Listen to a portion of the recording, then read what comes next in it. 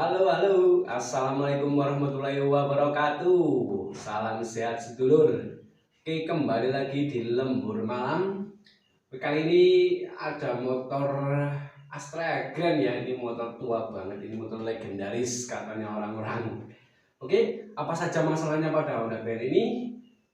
Oke, yang pertama ini motor datang ke sini mati total, mogok. Disela ngelos. Oke, langsung saja deh, berlama-lama kita tes aja yuk. Tes bro. Nah,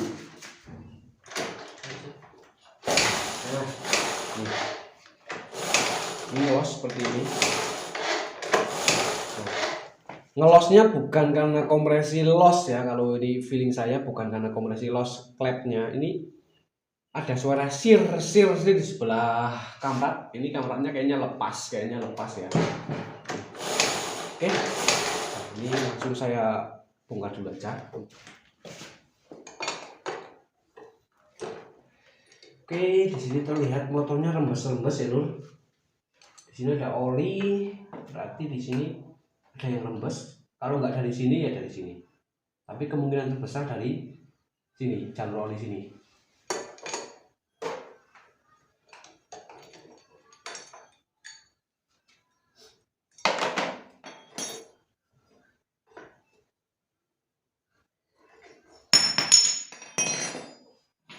Ini dol. Aduh. Oke. Oh alah, ini tutup bagian kamraknya dol ya Lur. Ini udah disopak pakai seng. Oke ya, masalah pertama ini.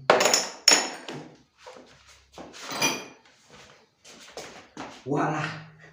Oke, kamera ke sini aja. Nih. Khususnya untuk si pemilik motor ini ya. Fokuskan bagian ketengnya. Nah, ini bautnya patah bagian gigi ketengnya ini ya, gigi sentriknya ini ya. Ini baut patah. Oke, waduh ini udah pantas aja kok ngelos ya. Oke, akan saya coba bongkar dulu kira-kira apanya aja.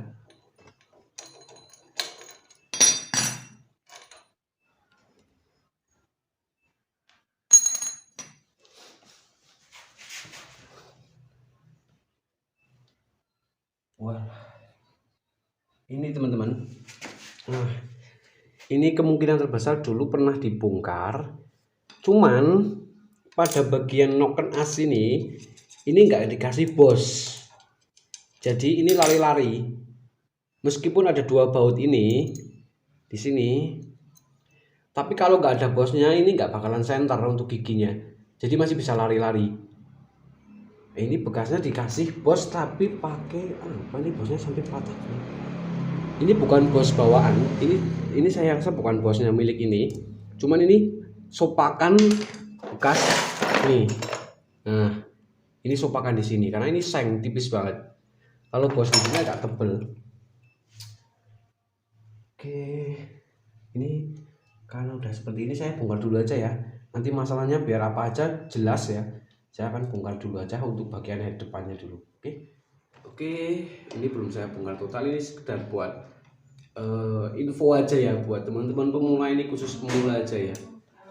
Di sini kan harusnya ada bonitnya ya untuk karburator di sini. Untuk jenis Grand ini nggak langsung besi ketemu besi sini.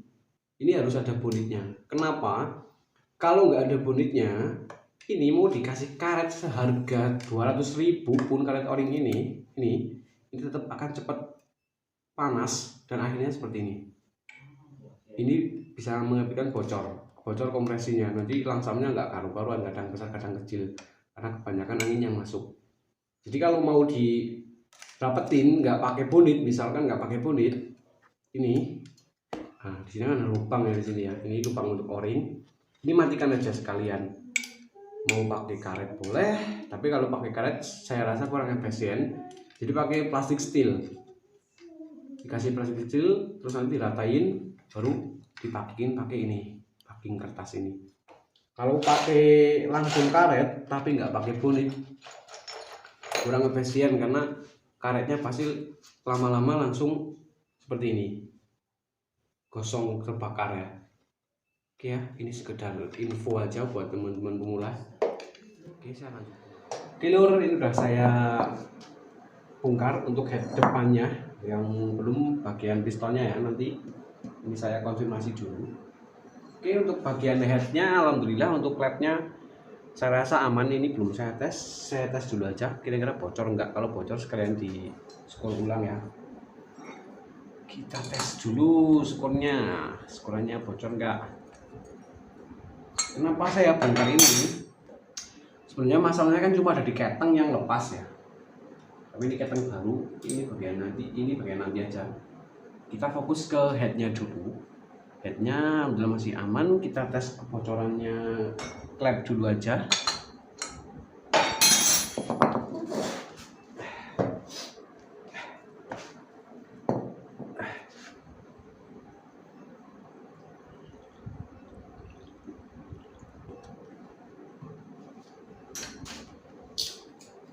Oke, kita coba X-nya dulu. Aman ya untuk X-nya, nggak bocor.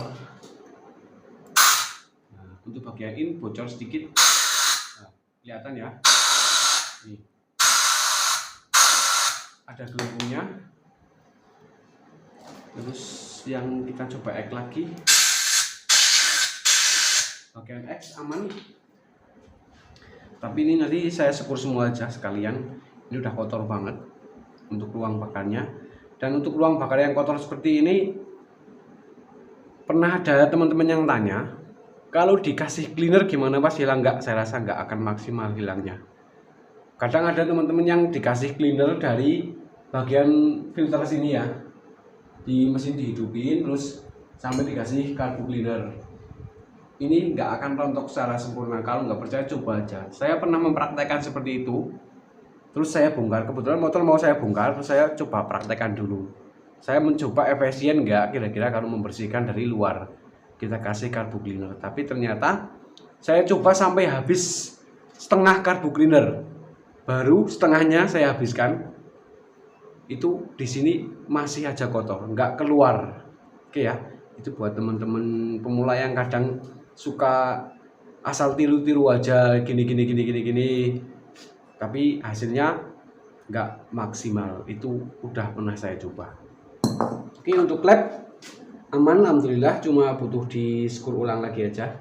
Terus karena ini tadi posisinya keteng ini lepas atau kampratnya lepas, nah, saya pikir ini awalnya ketengnya yang terlalu kendor, udah lama minta diganti, tapi ternyata ini keteng baru. Oke, bisa difokuskan. Nah, ini keteng baru, ini belum lama, maksudnya belum lama ya. Oke, saya coba lihat. Nah, kalau keteng lama, nah ini kalau yang lama yang warna kuning ini sudah pasti hilang, dan warnanya pun nggak seperti ini. Kalau yang original, ini bukan original, ini digantian tapi bukan original. Nah, ini keteng belum lama.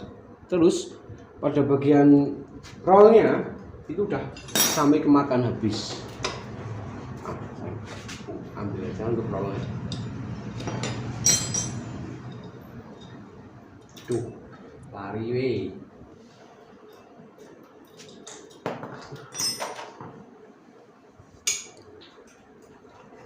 Oke, ini bisa dilihat untuk rollnya udah habis, untuk alurnya ya, ini udah bulat total. Seharusnya ada giginya ya, seharusnya ada giginya. Kalau nggak gigi di sini ada alurnya. Untuk yang masih baru ini udah habis, keteng baru. Setelah saya cek, untuk bagian stud juga masih normal.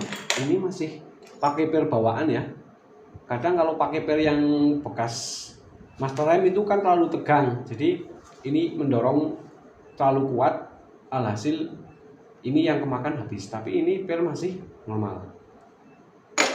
Dan untuk setut ketengnya, oke, ini buat teman-teman pemula ya, atau yang pengendara Grand atau C100 series, ini seringkali ada yang sudah ganti keteng baru, terus ini baru klep, bagian klep normal tapi masih ada bunyi kampratnya, bunyi kecil itu masalahnya kadang ada di bagian ini, stud tensionernya.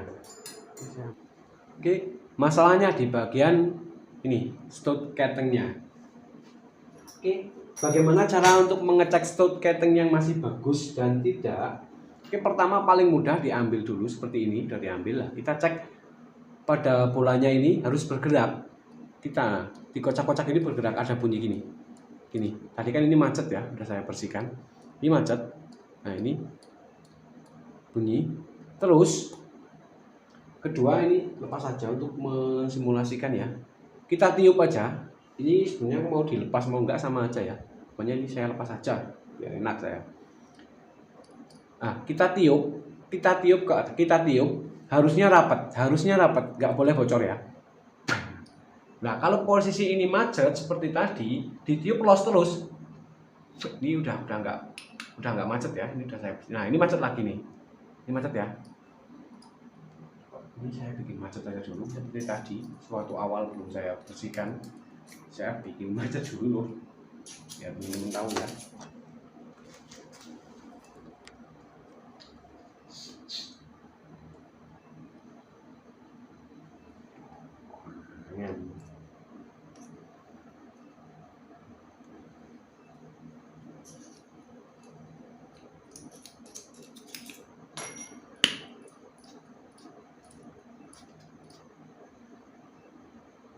Nah, ini macet ya. Nah, tadi posisinya macet seperti ini. Kalau macet seperti ini, bearing nggak gerak, nggak ada bunyi, ditiup pasti los. Nah, pasti los. Gitu. Ini udah bersih, jadi nggak macet lagi loh nih. Dengarannya, ini los.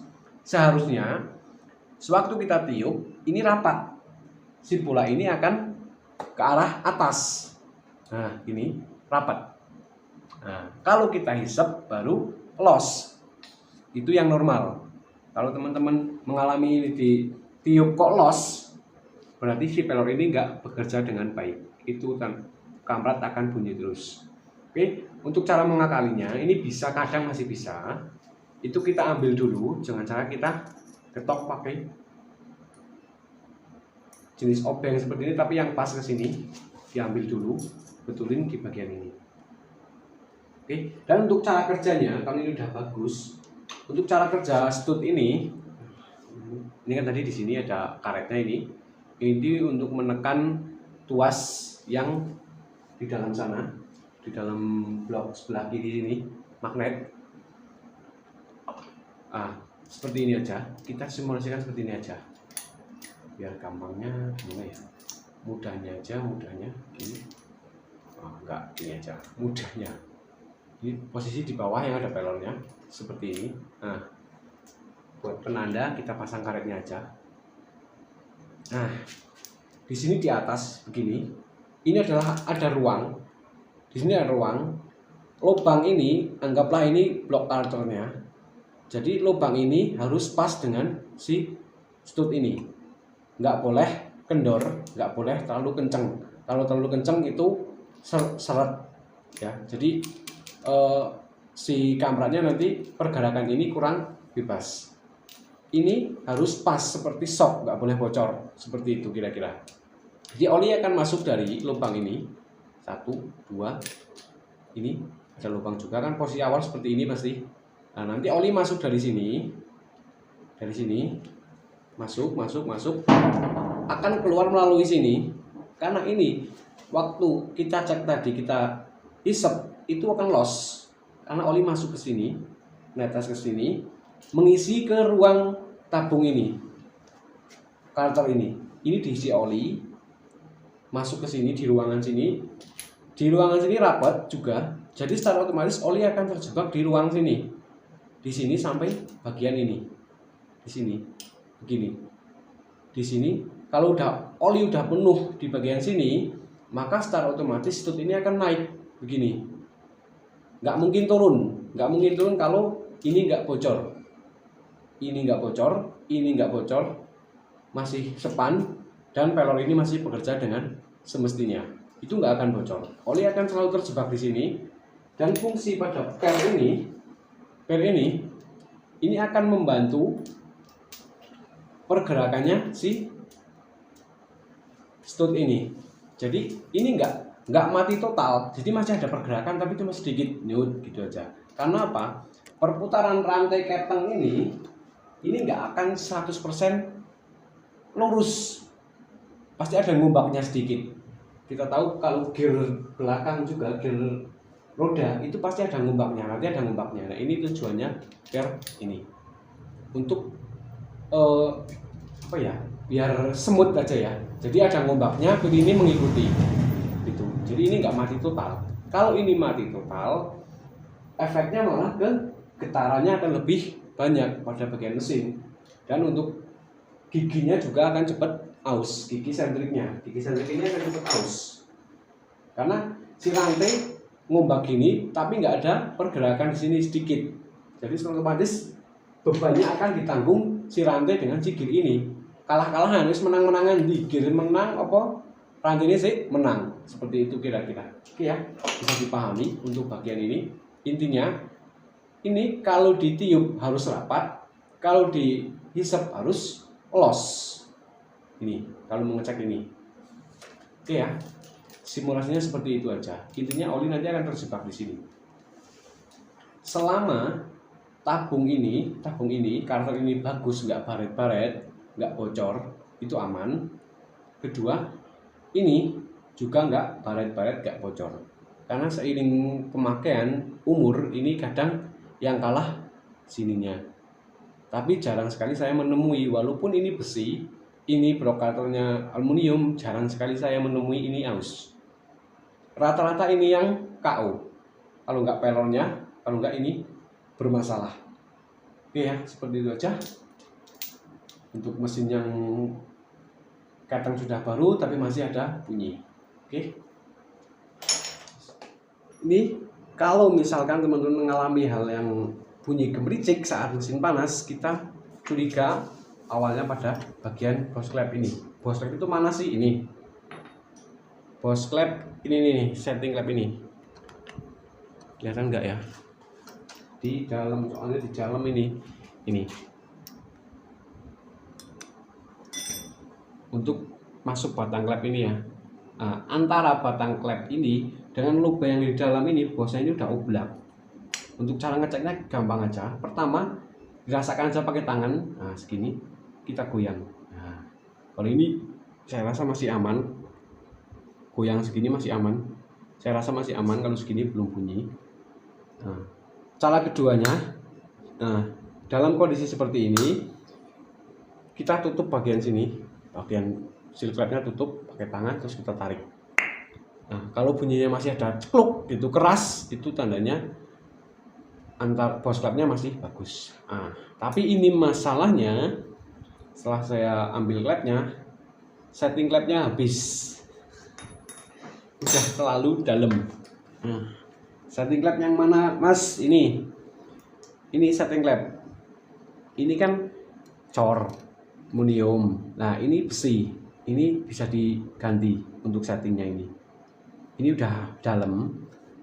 Resikonya apa mas? Kalau setting klep udah dalam, mudah sekali bocor. Walaupun jadi sekur, rapet waktu disekur, nggak bocor. Dipasang, dipakai berapa bulan, 2 bulan, 3 bulan, rata-rata bisa bocor lagi. Kenapa? Karena di bagian sini ini semakin ini lebar tingkat kemiringannya, maka kotoran akan semakin menumpuk di bagian sini, terjebak di bagian sini. Kotoran akan terjebak di bagian sini, lingkaran ini. Itu kalau setting klep sudah habis, sudah terlalu dalam seperti ini. Oke ya, itu kalau motor gemericik. Kalau ini masih bagus, bagian setting klep masih bagus, lanjut pengecekan pada bagian rumah noken as. Ini yang sering terjadi, rumah noken as ini sering terjadi. Mesin kalau dingin dihidupin normal saja, suaranya nggak berisik. Sewaktu mesin panas bunyi cik ngicik gitu ya. Coba teman-teman cek gini aja. Ini lubang klaker ini. Nah, ini masih sepan nggak? Coba ya kita lihat ya. Kalau yang ini masih sepan nih, ini yang goyang laharnya yang udah goyang, jadi laharnya diganti aja. Bisa teman-teman lihat aja, dirasakan pakai tangan kira-kira yang goyang laharnya atau lahar dan dudukannya, kan seperti itu. Nah, kalau ini dudukannya masih bagus, cuman laharnya udah waktunya ganti. Terus yang satunya juga dicek, yang dalam, yang kecil itu, lahar kecil. Nah ini kan agak sulit yang ngeceknya ya, kalau begini nggak bisa. Caranya lahar yang besar ini dilepas dulu. Lahar yang besar ini dilepas dulu, baru kita cek yang dalam. Oke. Ini kebetulan saya punya ya bekas, jadi saya nggak mau lepas. Nah, ini serinya sama. Oke, kita masukkan. Nah, bisa dilihat nggak ya? Coba difokuskan ke sini. Nah, tuh, ini yang kuclak rumahnya nih. Ini pakai jari dikit aja udah naik nih. Jadi yang lubang bagian lahar yang dalam udah ublak parah. Nih, kelihatan ya? Yang ublak bukan laharnya, tapi lahar dan rumahannya. Tuh, ini kelihatan di bagian sini. Nah, ini kondisi mesin dingin sudah seperti ini, apalagi panas. Ketika panas, pada bagian ini, bloknya ini akan span, terlihat span seperti ini, agak span ya. Nah, tapi ketika mesin panas, ini akan proses pemoyan, jadi akan mengembang. Alhasil si lahar ini bertambah ublaknya. Jadi setting klep yang awalnya udah dirasa kenceng, dirasa pas, akan mengalami perubahan pada titik panas tertentu. Itulah kenapa kalau mesin panas bunyinya kasar. Itu bisa dicek bagian sini. Untuk cara mengatasinya, kalau ini harus ke tukang bubut. Tukang bubut, tapi cari tukang bubut yang benar-benar presisi. Karena kalau nggak presisi, nanti durasi nokernasnya akan berbeda. Jadi biasanya untuk kelansannya susah. Tapi kalau untuk motor-motor harian itu nggak begitu terasa kalau untuk orang-orang pemakai biasa ya. Tapi kalau yang paham mesin terasa banget. Harus center antara lubang sini dan sini. Kalau nggak center, durasi nokernasnya akan berbeda. Oke ya, itu masalah yang bunyi gemericik. Oke, masalahnya udah jelas di belakang. Dan ini motornya saya nggak tahu suaranya seperti apa karena datang-datang udah kondisi mati. Tapi yang jelas ini piston bocor. Ini piston bocor. Oke, saya cek dulu pistonnya ukuran berapa. Kayaknya udah pernah dibongkar-bongkar ya. Karena ini kan paku juga baru bagian sini. Sini juga baru ini. Tapi saya tadi mau coba selamatin pakinya udah nggak mampu lagi karena terlalu banyak lem. Dan teman-teman ini tepat ya ini. Coba dikasih center atau apa ini. Oke. Di sini pakinya saya rasa ini double ya. Ini double 2 kalau nggak salah di paki sini. Nggak tahu tujuannya untuk apa ya. Atau mungkin pistonnya yang terlalu pendek atau gimana. Tapi yang jelas ini piston pakinya dikasih 2 di sini, double. Itu malah akan mengakibatkan kompresinya menurun. Tapi nggak tahu tujuannya buat apa. Nanti saya bongkar dulu aja. Saya lihat pistonnya dulu. STD. Oh iya, ini piston standarnya. Nggak tahu standar gantian atau standar pabrikan. Kenapa saya bilang ini motornya ngebul? Tadi waktu saya bongkar di sini basah banget oli. Meskipun di area sini nggak terlalu basah. Ini kan nggak terlalu basah ya. Tapi ini motor ngebul halus sudah pasti. Kita lihat dari knalpotnya aja ya. Kita lihat dari knalpotnya aja. Kenapa saya memvonis motor ini pasti ngebul halus? Nih, kita pakai jari aja seperti ini. Nah, lihat. Hitamnya lengket di tangan. Nih, tebel lengket di tangan. Kalau motor nggak ngebul, nggak mungkin lengket. Paling di tangan cuma hitam aja gini, hitam aja di sini, tapi nggak lengket. ini udah hitamnya gini, lengket, berarti ngebul motornya. Oke ya. Oke lur, ini saya curiga ada yang nggak beres di bagian packing pistonnya ini ya, head pistonnya ini ya. Ini kan ada basah oli seperti ini ya. Logikanya kalau yang bocor cuma sini, cuma bagian sini, harusnya oli nggak naik ke sini ya. Paling mentok-mentoknya di sini, ke bawah angin atau mentoknya di sini, karena bocornya kecil pastinya lembes aja. Kok di sini bisa basah gini ya? Maka saya curiga, saya akan bongkar headnya ini aja dulu. Masalah nanti si pemilik motor mau ganti apa enggak, yang penting nggak bocor gitu aja ya.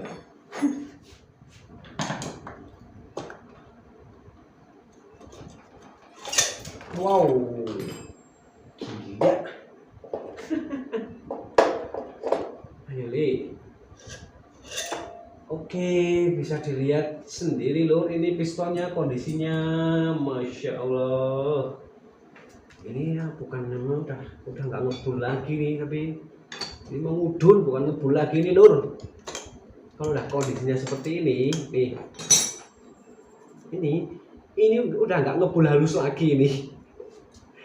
Aduh, wah, nih saya ambil aja pistonnya.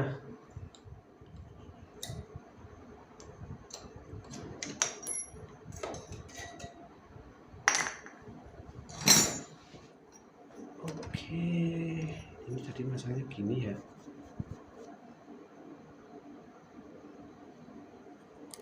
Ini bekas tabrakan kayaknya deh lo. Ini pistonnya benar pakai GN5. Tapi kenapa ini klep bisa nabrak ke sini ya? Nih. Ini bekas tabrakan klep. Bisa dilihat kan? Kelihatan nggak? Nih. Ini bukan dari pabrikan, kalau GN5 nggak ada ini. Jenis GN5 nggak ada cowakannya. Ini halus seperti yang bawah ini. Ini bekas tabrakan klepnya, nabrak pistonnya. Pistonnya bener. Dan ini udah diganjal, harusnya malah menjauh, tapi ini mendekat. Kemungkinan terbesar karena ketengnya yang lompat-lompat, jadi durasi nokonasa nggak beraturan. Ada kemungkinan klep bertemu dengan pistonnya, itu ada kemungkinan ya. Tapi yang bawah nggak, cuma yang ini aja yang kena. Oke, untuk pistonnya kondisinya seperti ini. Semoga si pemilik motor nanti bisa nyimak videonya ya. Ini udah nggak ngebul lagi, ngebul parah ini. Saya yakin motornya ngebul parah. Bagian atas parah, bagian bawah aman. Nih. Oke, sekarang lihat buringnya seperti apa buringnya.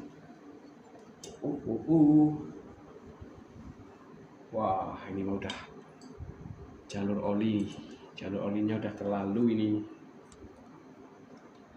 Ya, cangkirnya senter aja. Nih, cangkir.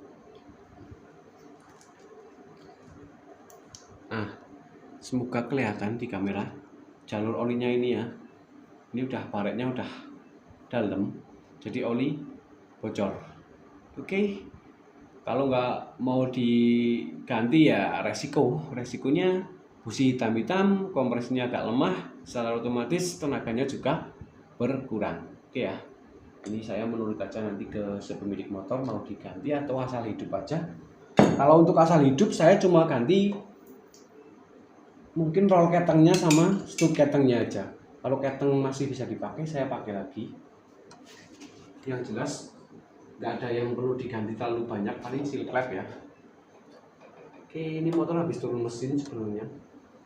Kelihatan dari bagian packing-packingnya ini udah baru, masih warna putih. Jadi saya rasa belum terlalu lama untuk bekas turun mesinnya ya. Ini tengahnya udah, bak partonnya udah gantian packingnya. Dan warna lemnya masih putih, jadi belum terlalu lama ya. Oke, lur, ini ciri-ciri stang udah mulai bunyi ya. Ini audionya coba enggak beneran kayaknya deh.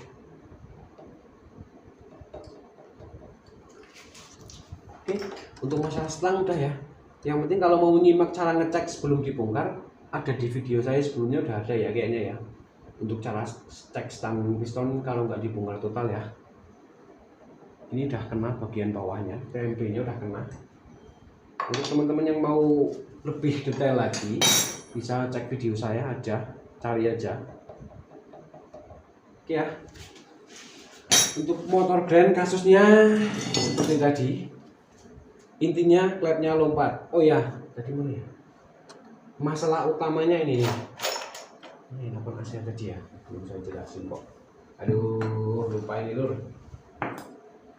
Kas bawaannya. Ah ini. Nah, kok ini kok masuk? Ah, ini kan yang punya saya. Ini yang punya saya. Saya tanda ini gini aja ya. Intinya yang punya saya nggak ada dekompresinya. Ini kan ada dekompresinya. Di bagian sini kan ada tonjolan ini. Nih, ini pennya ya, pen seperti ini.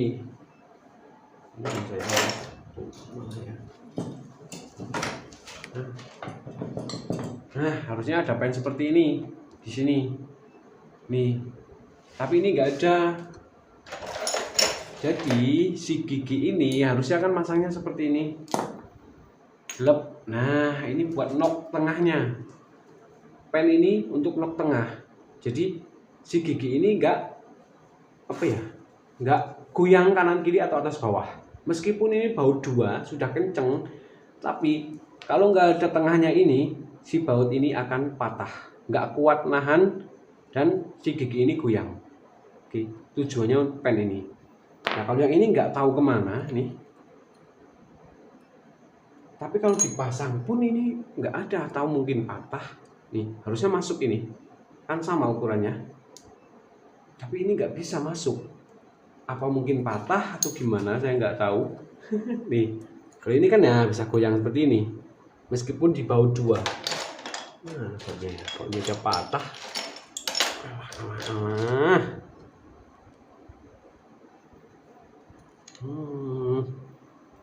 Nah, lubang bautnya kan gini. Nih, ini masih gerak gini. Meskipun ini satu lagi saya pasang. Saya ambilkan dulu.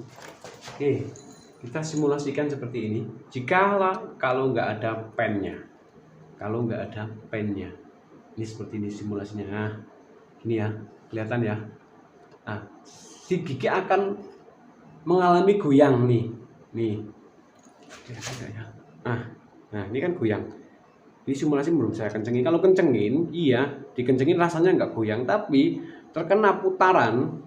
Nah gini, otomatis dia goyang gini. Nih, ini ada berapa mili? Ini ada 2 milian ada ini. Nah, goyangnya ini. Nih. Nah, kalau pakai pen tengah beda. Ini buat nok di tengah seperti ini.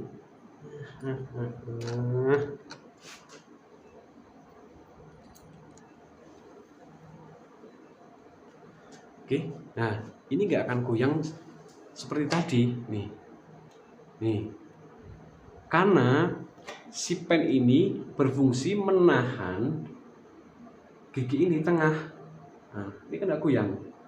Oke ya, semoga bisa dipahami. Ini jangan sepelekan hal cuma masalah pen seperti ini. Kalau ini nggak ada, udah otomatis durasi noken asnya akan berbeda dari standarnya. Ya, mungkin cukup ini saja untuk masalah pada Honda Grand. Nanti untuk setelah perakitannya dan tesnya mungkin akan di part selanjutnya aja karena durasi terlalu panjang. Oke, semoga bermanfaat buat teman-teman semua. Sekian, wassalamualaikum warahmatullahi wabarakatuh.